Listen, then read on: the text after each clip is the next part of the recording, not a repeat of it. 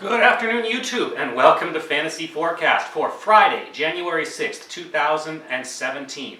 And it is a wonderful day yet again for you forecasters. Thank you so much for spending part of your day with me. Thank you so much for winning tons of money with me last night. 342.7. This destroyed everything across the board. You won hundreds if you played this. So, you're welcome. There's nothing else to really say. There is a Twitter group because people want my GPP lineups too. That also performed pretty well. That scored what did that score over here? 332. So that was 15 times your money. You know, not bad. If you want the GPP lineups and the cash lineups just tweeted to you and you don't want to watch the videos, it's $25 to sign up for the rest of January. I'm just going to do it once a month so I don't have to worry about hassle with it. And it's going to cap at 50 people, and that way I can handle that workload on top of doing these free videos for the public. The forecast will never change. You will always get a free cash lineup every single day, and you'll see the results of what I do the day before. Thank you guys so much, really. Like the video if you want some money. Subscribe if you haven't subscribed yet, because I think that'd be a pretty smart move. And if you want to send a tip off to the channel, go ahead and just hit the donate button and you're good to go. Let's get to today's cash game lineup. Point guard, value fell apart really fast, guys. The Rivers value vanished, the Felton value, it all kind of pulls away as soon as Chris Paul comes in. So, and he's probably a bit, they're going to probably take it a touch easy with him. So all of them are kind of out of contention. His defense, though, is there, so that kind of takes... Value is falling apart at the seams. So you're going to take Brogdon. That's going to be a universal lock, I think, across the industry today at your point guard for FanDuel. At your other point guard position, you take Tyler Johnson. Now you're playing against the Lakers. You get a faster up pace. He's still getting 30 minutes of run in a game, and that's about an average. And if you look at his production and you factor in the Laker up tempo, this is a good spot to park the rest of the salary today. So, because you can't really, if you keep looking for cheaper when you're trying to swap someone out, the forecast always says, don't bother trying to fit someone in that you hate. Spend up. At your shooting guard, you've got Harden and you've got Levine. Now, Harden's just the highest points on the slates today. For a cash game, I think that's almost a no-brainer. You're looking at pretty close to 60 points, I believe, because the Magic are pretty weak and they just have to do everything for them. So, Harden is pretty much your lock today. You can go up to Alphabet, but he's getting very pricey for what I think is going to be a very steady performance game. Right on the back to that, playing them the exact same team, put about 53 fantasy points or so, and I believe that's going to be right around where he gets again, about 52, something like that. So I think that's a bit pricey to be paying for your 10-7. We're still looking for those multiples above 5 times no matter what. Take your Harden, though, get your 60 points, a touch above 5 times, and let's move on.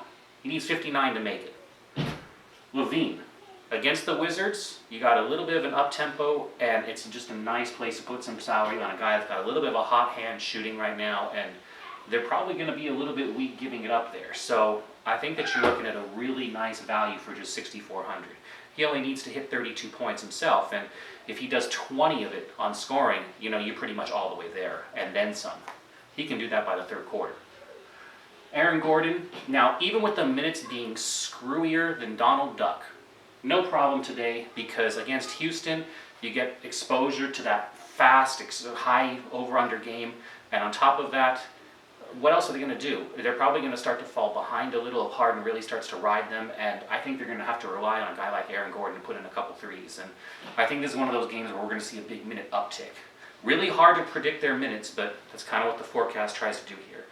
In the event it doesn't happen that way, I think you're still solid for a good floor, though, so that's okay for cash, and you're only parking $4,800 of salary there. It's not like it's a $10,000 bust. Carmelo. Now, the Bucks are just bad against the position. This is evidenced by the last game against him where Melo put up 55 points. I don't see that game changing all that dramatically, even with Porzingis coming back. See, Melo is still going to kind of have their number. What Porzingis is going to do is he's actually going to draw some of the attention off them. Now, I think they'll probably take it a little easy with Porzingis too, so I don't feel comfortable rossing the Zinger close to 9,000, but I'll still take Melo to probably do a repeat-ish performance. If he does 10 points less, he does 45, and that's way above a 5 times value. We'll take that at the forecast and move on. Randall, it's your power forward. Oh, he's been winning us big money, guys, and he's going to keep doing it tonight.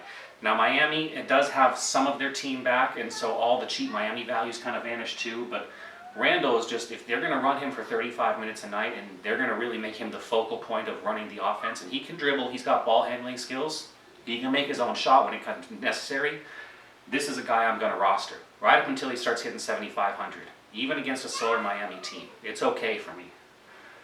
Ilyasova against Boston. Need I say more? Boston is just bad against the power forward. One of those weak spots. So, and it's your center, round out with Monroe today. Now, you can drop to Joakim Noah. I think that's a fine move if you want to find some way to spend up one of these guys. You know, if you want to drop to Joakim Noah, I think that both are excellent center picks today.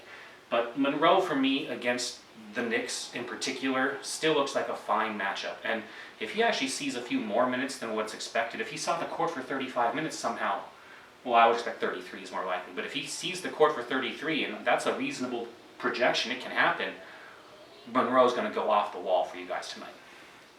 Okay, that's it for Fantasy Forecast for today. I hope you guys have really enjoyed, making money with me over time, and thank you guys so much for watching and for all of your support. Go ahead and comment in the video, and if you have questions about another particular player I haven't mentioned, I'll go ahead and give you my opinions on them today. I respond once a day. You also find a link in the description beyond my Twitter, which is where I post the last minute updates to these cash lineups if it's too late. You'll also find a link for signing up for that special GPP group. You will need Twitter. You have to have Twitter for that because that's how I'm sending those updates. All right, that's it for Fantasy Forecast for January 6, 2017. Thank you guys again so very much. I really appreciate all of your support. Please subscribe if you haven't subscribed yet. Help support this free channel. Go on out there and let's go win some more really big money.